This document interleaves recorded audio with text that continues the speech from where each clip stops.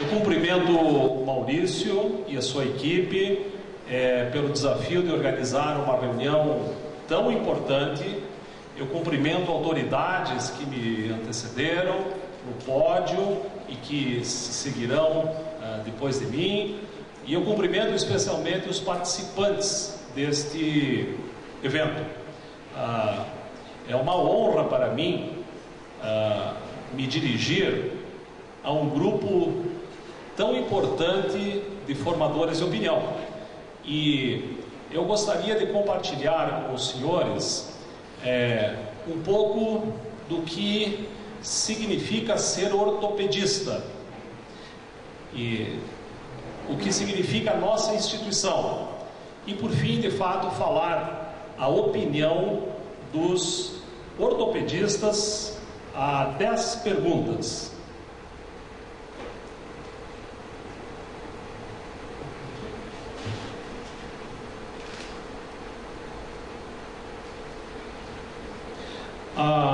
Eu me chamo Oswaldo Elec e esse ano eu presido a Sociedade Brasileira de Ortopedia e Traumatologia.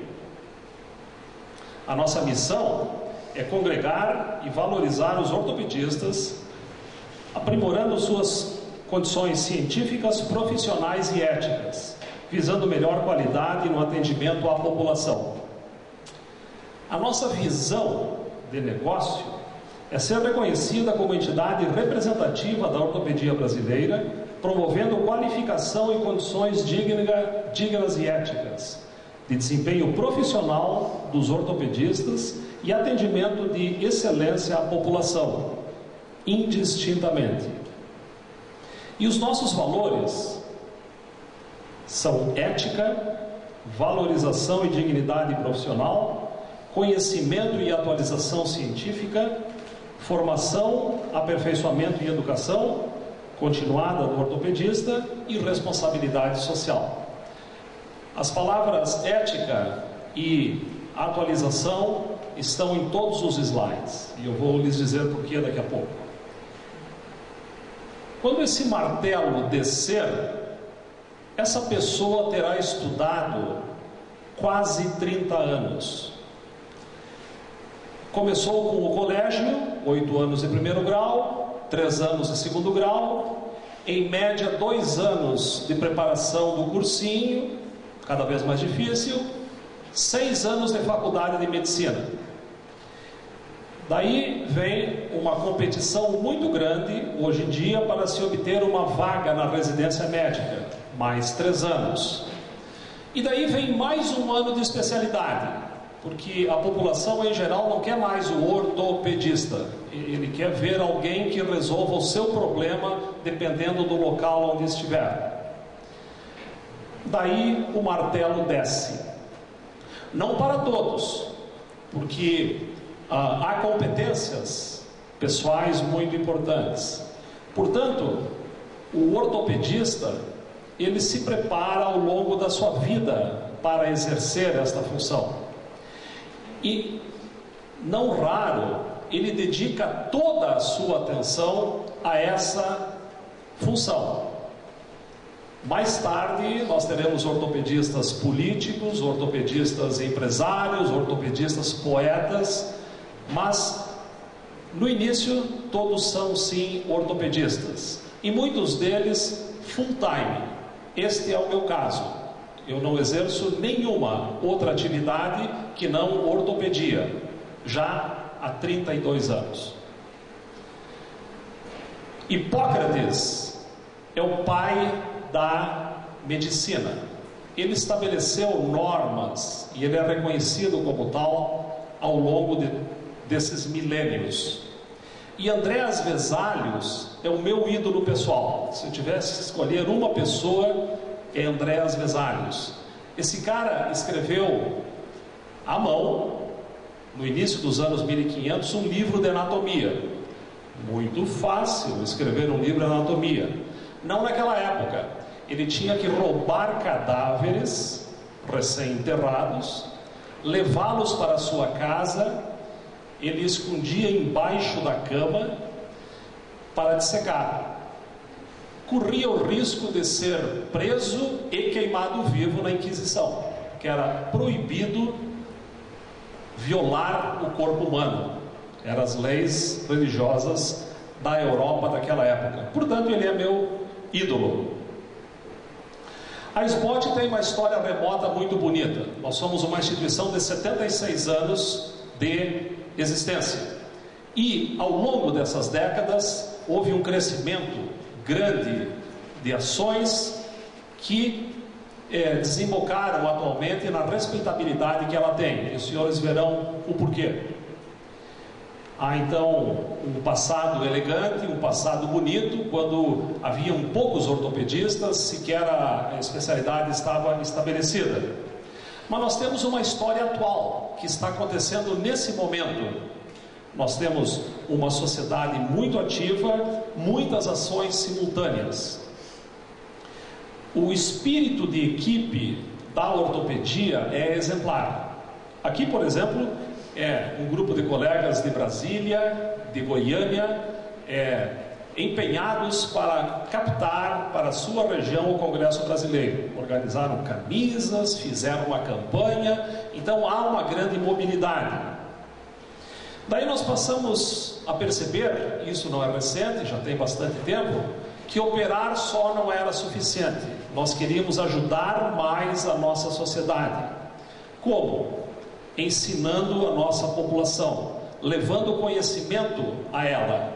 E campanhas de trânsito, eu poderia falar especificamente sobre trânsito e o que significa hoje na nossa sociedade, é um dos principais focos das nossas ações de campanhas públicas. Primeiro dentro de recintos de reunião como esta, depois já na rua, e literalmente dentro dos carros dos nossos motoristas. Os ortopedistas realizam campanhas de conscientização de norte a sul, de leste a oeste desse país, tentando diminuir o caos que nós conhecemos. Aqui é um totem inaugurado no Rio Grande do Sul, numa avenida de grande movimentação, que é um marcador de quantos acidentes com morte existem acontecendo simultaneamente. É um alerta então aos motoristas. Esses totens existem em outras cidades do país também. Nós tentamos ter representatividade, tanto política. Aqui está, por exemplo, o deputado federal Ronaldo Caiado, que é também ortopedista em Goiânia. Aqui está o governador do Rio Grande do Sul, Tarcísio Genro. Recebemos a visita de um almirante da Marinha recentemente na SBOT. Aqui está a SBOT de Goiás, realizando eventos muito prestigiados. Então, esta visibilidade institucional nós também buscamos. Contribuir parece que estar na nossa genética. E é isso que eu vim fazer hoje, especificamente, contribuir com a opinião dos ortopedistas com relação a matérias que vocês naturalmente se debatem. Alguns rostos aqui são conhecidos. Quem está de pé são ex-presidentes da SBOT, alguns reconhecidos como Gilberto Camanho, professor da USP, como Marcos Musafir, como Tarcísio Eloy Pessoa de Barros Filho, professor da USP também, como José Sérgio Franco, Cláudio Santilli, Walter Albertoni é ex-presidente e não estava nesse dia, chegou ao Congresso um pouco depois. Ele é o atual reitor da Fiesp. E ajoelhado aqui, uma garotada mais jovem que responde pelos destinos da SBOT esse ano. É a minha diretoria. Essa diretoria se debruça com muitos problemas. Aquilo não é um lugar para festinha, para jantares, para amenidades. Nós temos sim muitos problemas, alguns dos quais muito comuns ao que os senhores têm. Nós temos uma grande participação a partir desse ano, porque eu incluí uma mesa maior, não apenas a diretoria senta aí, mas várias comissões, e nós conseguimos deliberar com mais rapidez. Esse ano, a SBOT foca austeridade, transparência, horizontalização, ações feitas simultaneamente com várias áreas da nossa sociedade. Nós instituímos centro de custos, estamos gerindo a sociedade de forma empresarial, como os senhores fazem. Fizemos auditoria externa, servir, mas não servir-se, uma reunião de diretoria ampliada, reunião de gestão com todos os colaboradores, informação como o mais precioso dos serviços. Indivíduos fazem uma sociedade, não o contrário. Fizemos uma reunião, semanas atrás, que alguns dos senhores estavam presentes, dentre eles o Galindo, que foi nos ensinar lá também na oportunidade.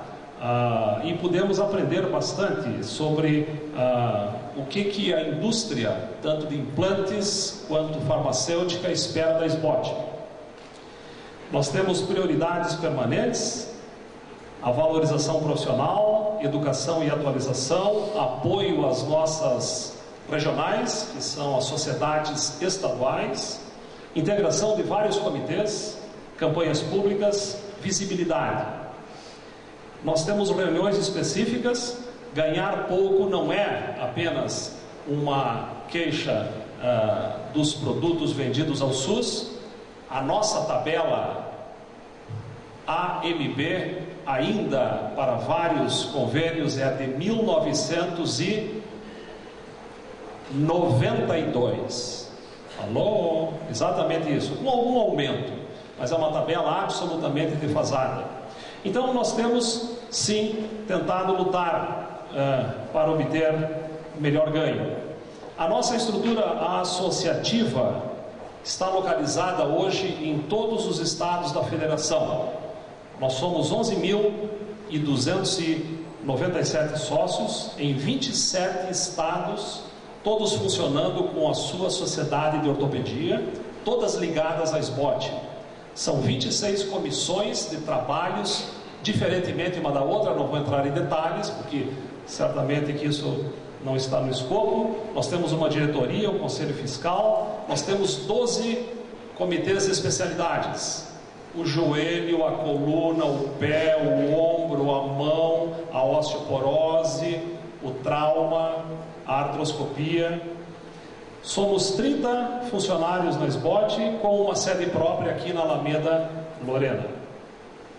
Os presidentes regionais funcionam como líderes da SBOT nos seus próprios estados.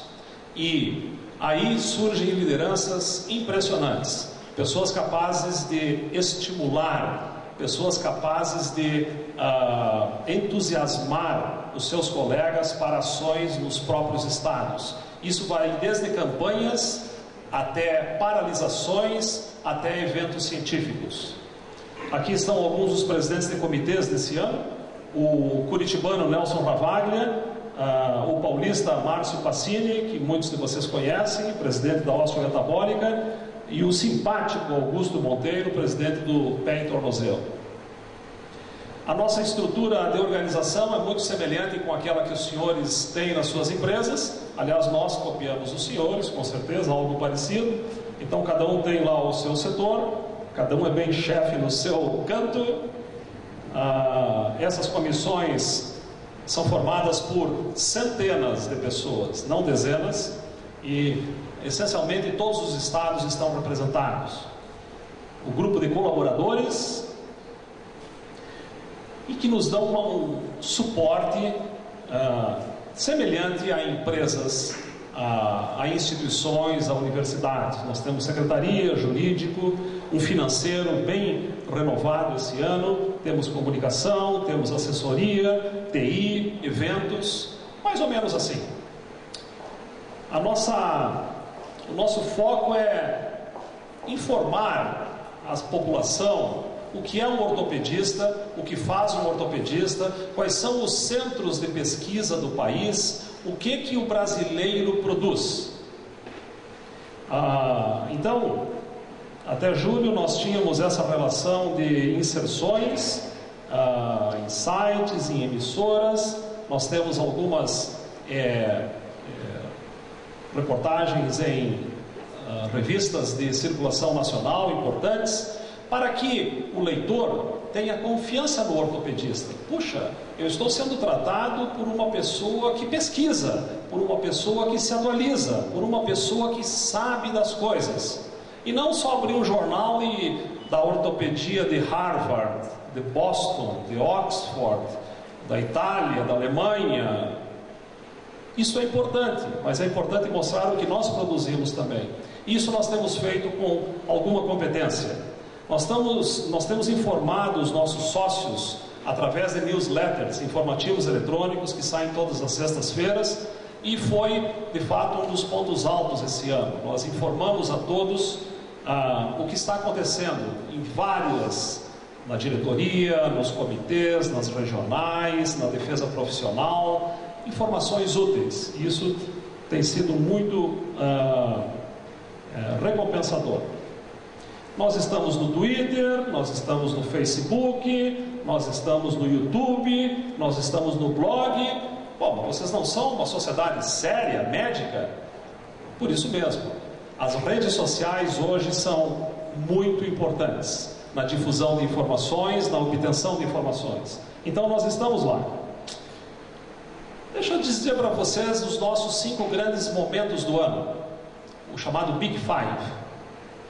Nós começamos o ano com uma prova chamada Teste ou Título de Especialista em Ortopedia e Traumatologia, o temido TEOT. Existem alguns ortopedistas nessa sala que já fizeram essa prova e sabem o quão difícil ela é. O índice de reprovação chega às vezes a 30%. E não por severidade, nós queremos sim escolher os melhores daquele grupo que passou tantos anos assim estudando. E daí nós conferimos um título de especialista. Nós temos depois uma reunião dos presidentes daquelas 27 regionais na sede da SBOT para mostrar o que é a SBOT. Depois nós temos um fórum de gestão, onde nós aprendemos conosco mesmo e o que nós queremos realizar ao longo do ano. Temos um fórum de preceptores, que são os educadores dos residentes. E por fim, temos um grande congresso brasileiro de ortopedia, que todo ano é no feriado de 15 de novembro. Portanto, nós estamos literalmente próximos do nosso congresso brasileiro, que esse ano será aqui em São Paulo.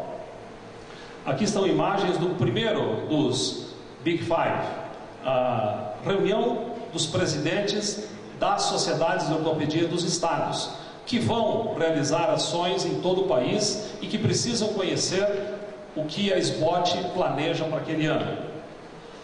Depois vem o TEOT, o tal de título de especialista em ortopedia e traumatologia, que foi, esse ano, completa 40 anos e recebe, portanto, um livro histórico de resgate. Pessoas como esses ortopedistas, muito conhecidos, alguns deles ainda atuantes, iniciaram essa trajetória.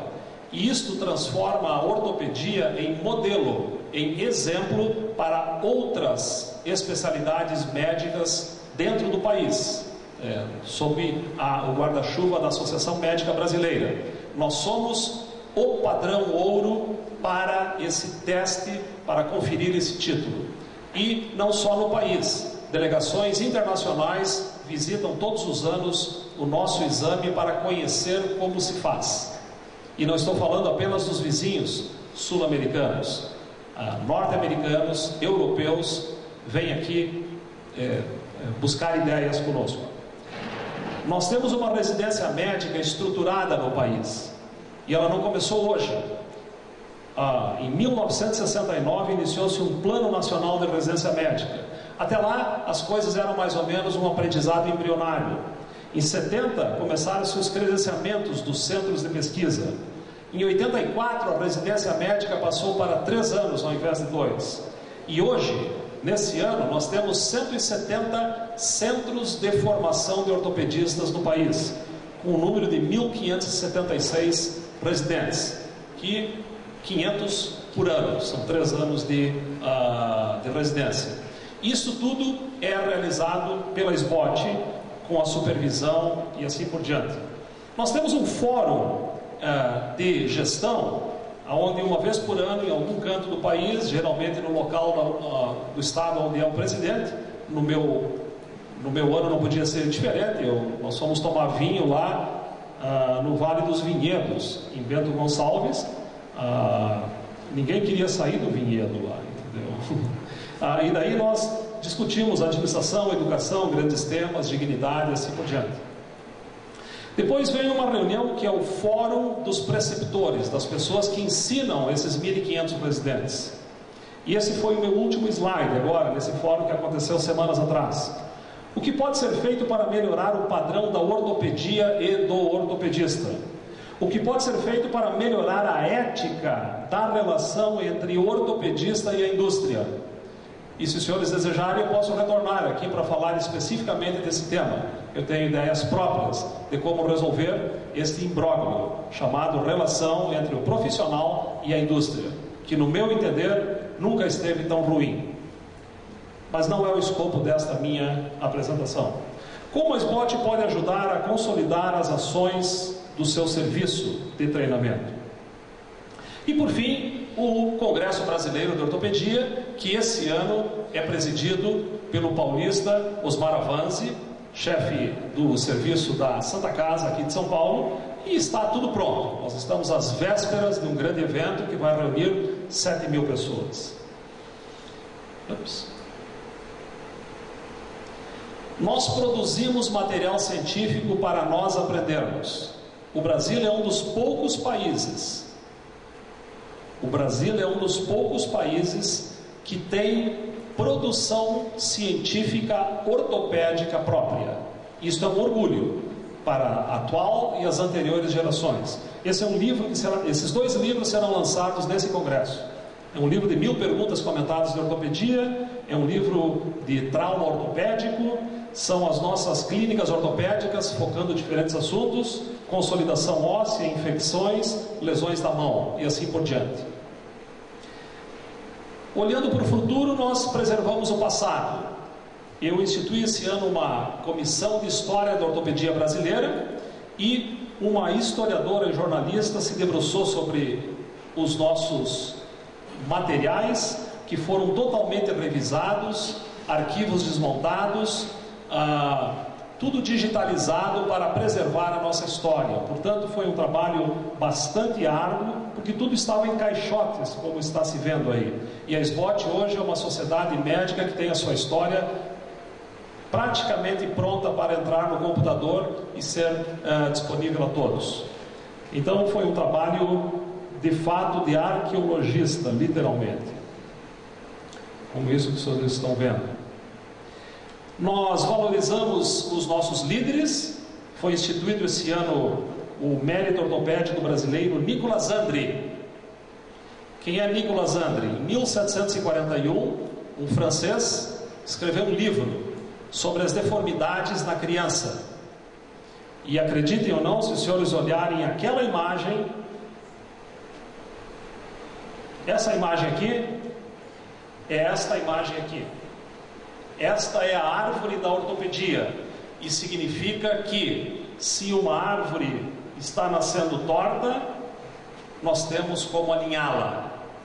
E esse é também o core business de muitos dos senhores: auxiliar com materiais de qualidade para que esta árvore seja alinhada. Então, esse ano foi instituído esse prêmio Nicolas Andri, e Jorge Bittar, um paulista de Santos, um veterano das lutas em defesa profissional, melhoria da ética e um ganho digno, foi o laureado. E esse ano será, então, em janeiro, no Teote, entregue a segunda comenda.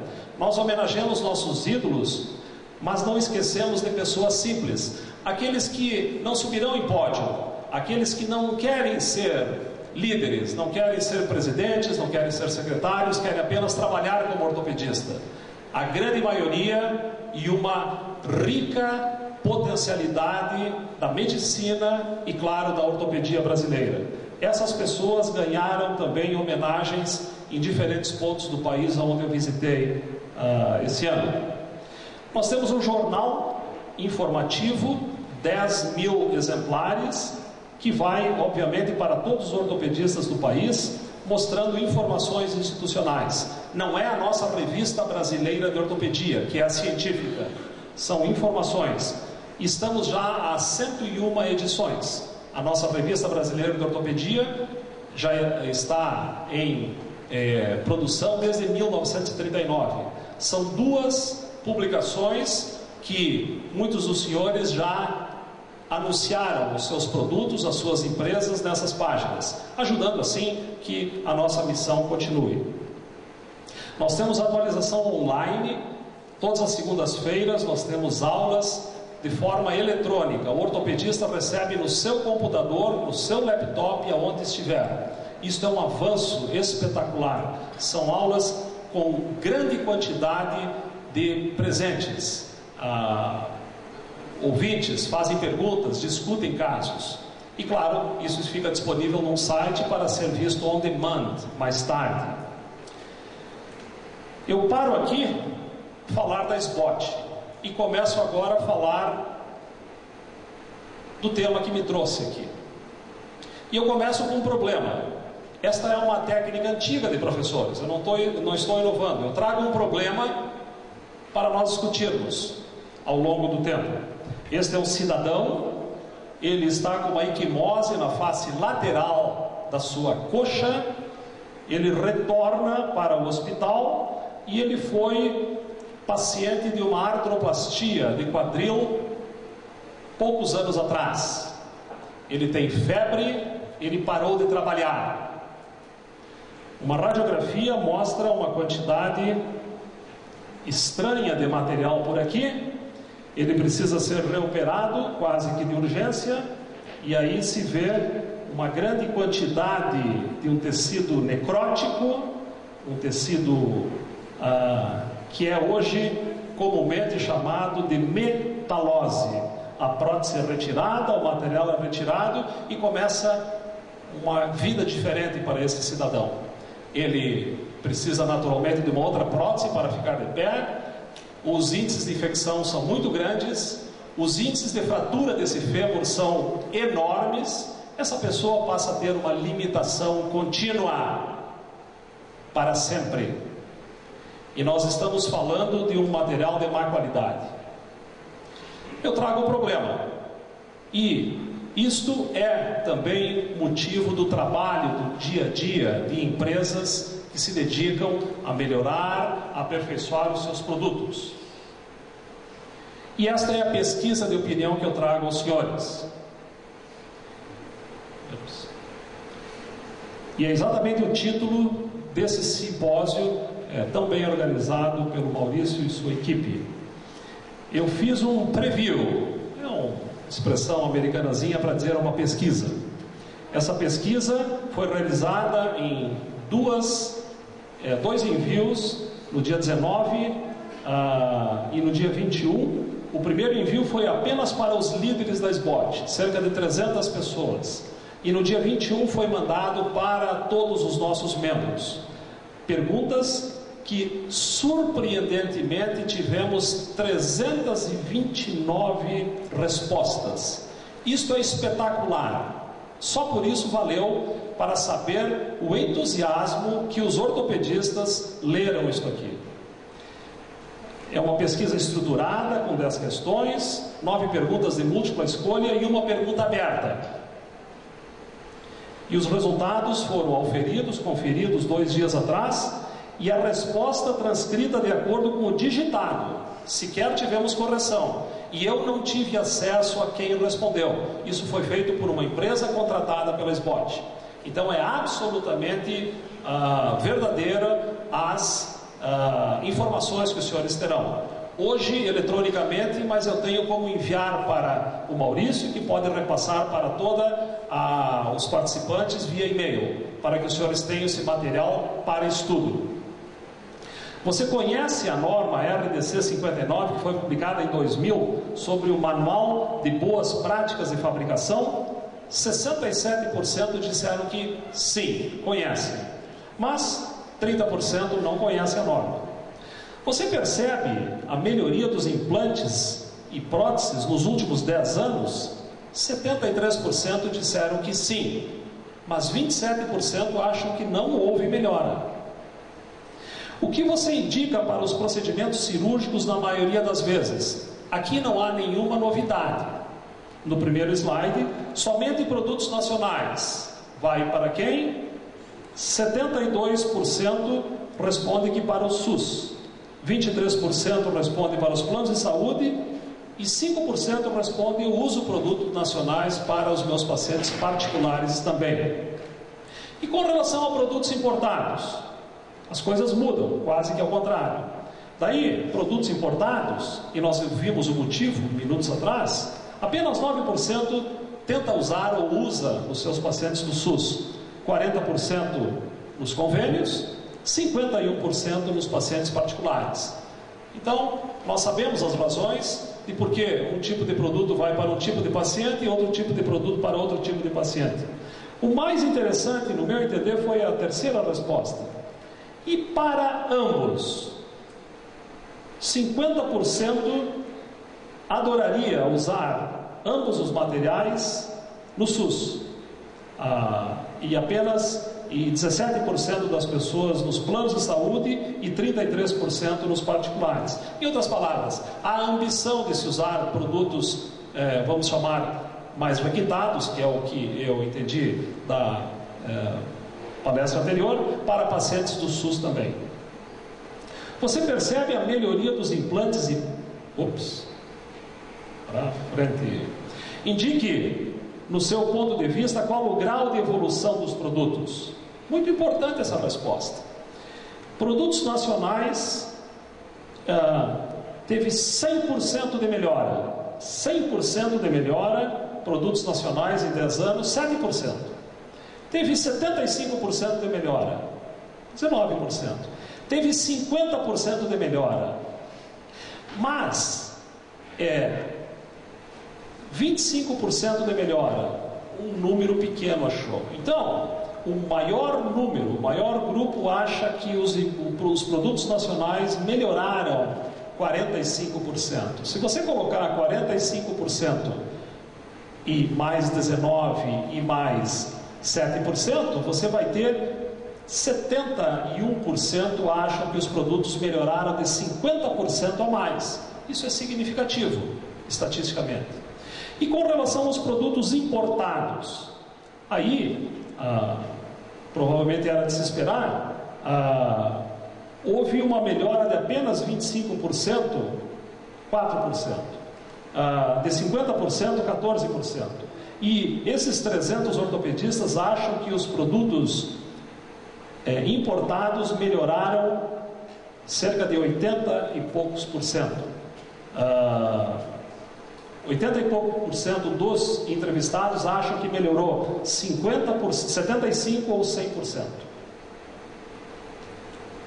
Você tem dificuldade em conseguir produtos com as novas tecnologias? Essa é uma resposta quase dispensável, né? Porque a gente sabe que o ortopedista tem sim dificuldade e nós sabemos as razões.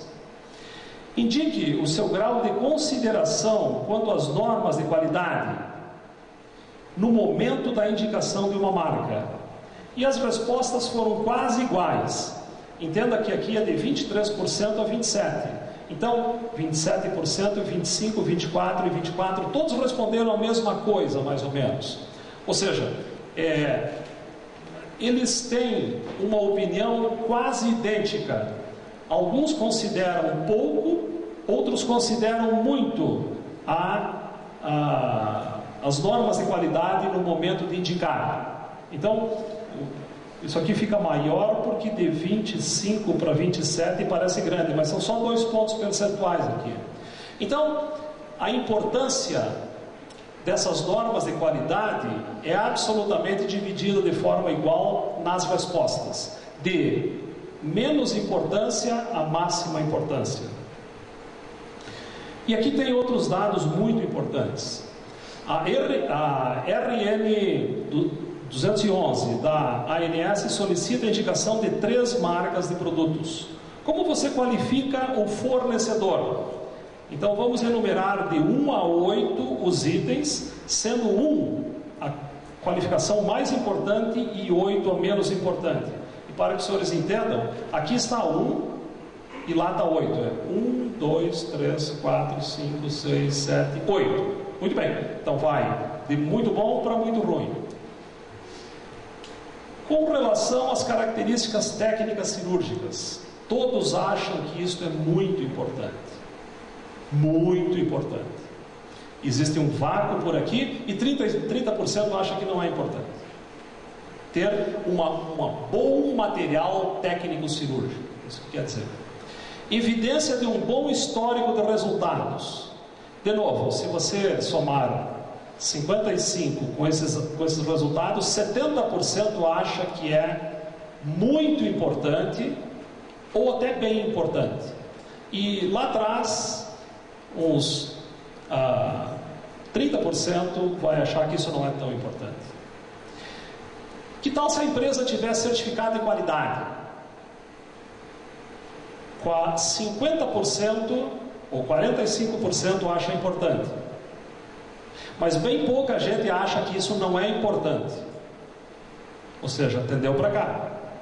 Bem diferente dessa resposta ou daquela resposta. E se a empresa possui certificado de qualidade ISO 13485? Praticamente se repete aqui. E eu tenho dúvida que a maioria das pessoas sabia o que queria dizer isso aqui. Verdade, eu conheço meus colegas. Responderam por educação, talvez. E com relação se a empresa possui certificado de qualidade da RDC 59, de novo se repete esse padrão, como da última resposta. Agora, olhem que interessante. E o tempo de existência do fabricante é importante? Muito importante, 60%. E bem pouca gente acha que não é importante. Se entenderam? Isso aqui vai assim. O que interessa é ver quem acha que é muito importante, quem acha que não é importante e a turma do meio. A turma de meio é que faz o equilíbrio. Então, isto é muito importante. E o tempo de existência do distribuidor. Olha que interessante isso aqui. Atenção, estou entregando dados importantes para um segmento que se interessa com isso. Tempo de existência do distribuidor. É importante? Não é. Por quê? Porque foi linear. 20% acha que é muito importante, mas 25% acha que não é importante. Então, quanto mais distribuído for assim, as pessoas valorizam ou não.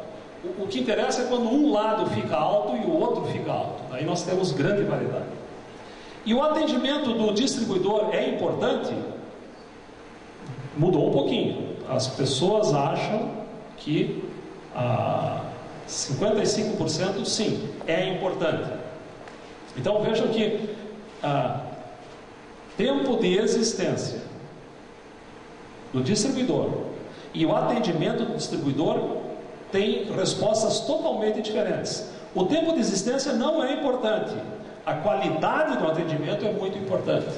Ou seja, novas oportunidades do mercado. Está bem claro aqui. Indique a porcentagem da melhoria do atendimento médico em geral à população brasileira nos últimos 10 anos.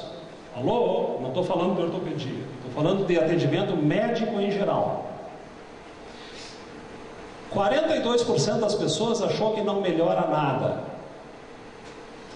Só 6% das pessoas são os otimistas. Acham que houve uma melhoria. Então veja como... E depois 50% das pessoas respondem que houve uma melhora e que talvez houve uma boa melhora. Então isso aqui é nenhuma melhora, regular, boa e ótima. Quem acha que houve uma ótima melhora, 6. Quem acha que houve uma melhora ruim, 42. Isso é a percepção do ortopedista. E com relação à ortopedia, as coisas mudam. Atenção, isso é medicina geral, isso é ortopedia. É claro, resposta de ortopedistas. Se fosse pediatra, se fosse cirurgiões, se fosse ginecologista, seria diferente, não tenha dúvida. Mas veja só, 27% das pessoas acham que a ortopedia melhorou pouco. 7% acham que melhorou muito. E 66% acham que ela melhorou regular ou bom. Então, há uma ideia de que a ortopedia evoluiu, melhorou mais do que a medicina em geral. Veja só isso. Interessante isso. E agora eu entrego aos senhores opiniões. A coisa mais difícil de se obter é a opinião de alguém. É difícil. Porque se você sentar e falar com o Maurício vai dizer para mim o que quer. Agora, se o Maurício sentar no computador às 11 da noite, vendo o astro, para saber quem matou Salomão Hayala, o Maurício vai responder da maneira mais honesta possível, que é um computador. Ninguém sabe que é o Maurício respondendo. E daí as respostas sobre alguma consideração foram feitas de maneira espontânea e secreta, sem identificação. E foram transcritas com os erros de digitação também. Eu quero dizer para vocês, isso aqui é in natura. Respostas espontâneas e transcritas conforme o preenchimento do correspondente. O que eles acharam de forma sintética? Propõe alguma alteração nessa RDC? Facilitar a relação entre operadora, o paciente e o médico sem interveniência do auditor. Indicação da SBOT através dos seus membros para atuar como terceira parte e opinião final ágil e remunerada. Definir requisitos mínimos de informação padronizada para todos os implantes do Brasil e exterior. Não sei do que se trata a RDC 59. Acho importante uma divulgação melhor e uma interação maior da ANS com os médicos e ortopedistas. Na prática são as mesmas coisas. O ortopedista é médico. Há quem ache que não. Tenho a impressão que a ANS trabalha em função das operadoras de planos de saúde, esquecendo que o paciente é atendido por médicos, sendo que estas duas pontas estão totalmente esquecidas pela ANS. Deve ficar mais claro a importância do instrumental e da experiência do cirurgião com um implante específico. Permitir o uso de material importado, que em 100% dos casos é de melhor qualidade que o nacional. O problema é a implantação e a auditação, mas isto é em todo o país, pois temos um problema sério de educação e de seriedade, arraigado à lei do Gerson, tanto do povo em geral e principalmente dos políticos que não têm credibilidade nenhuma.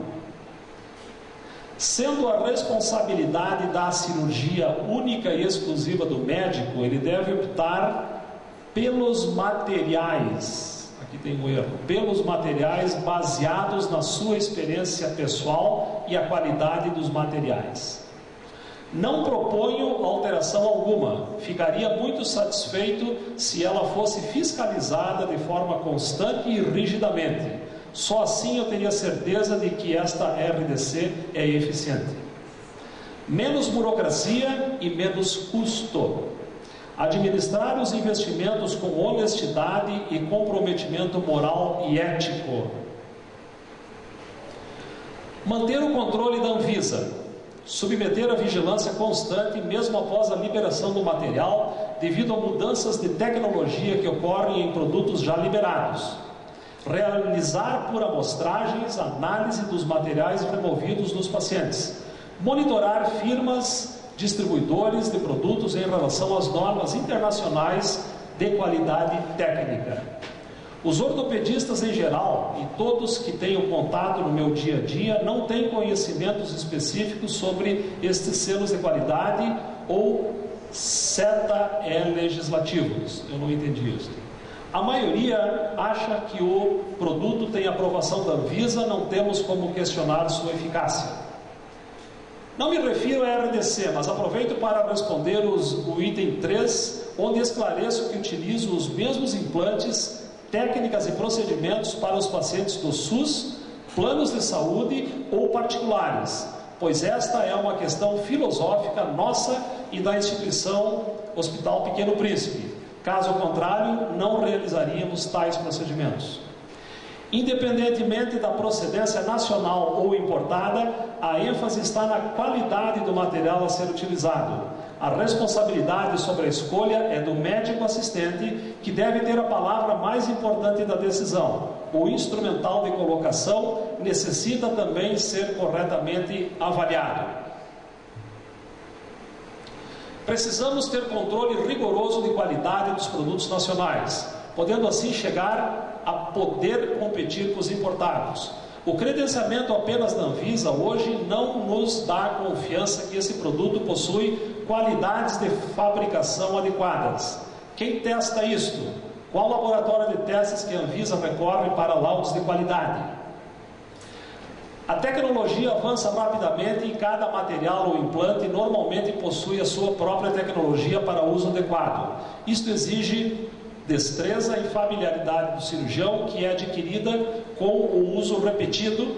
Portanto, não podem obrigar os cirurgiões a ter habilidade e destreza com tudo o que há no mercado. Muitas vezes o melhor implante é aquele que o cirurgião domina a técnica, já que tecnologia é igual equipamento mais conhecimento.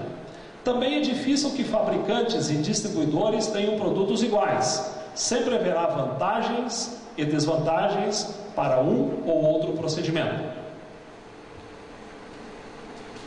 Portanto, os senhores têm uma quantidade enorme de informações e podem retornar aos seus escritórios com as suas equipes de trabalho para analisarem uma opinião abalizada de um grupo de profissionais que é, de uma certa forma, o para-choque da saúde músculo-esquelética desse país.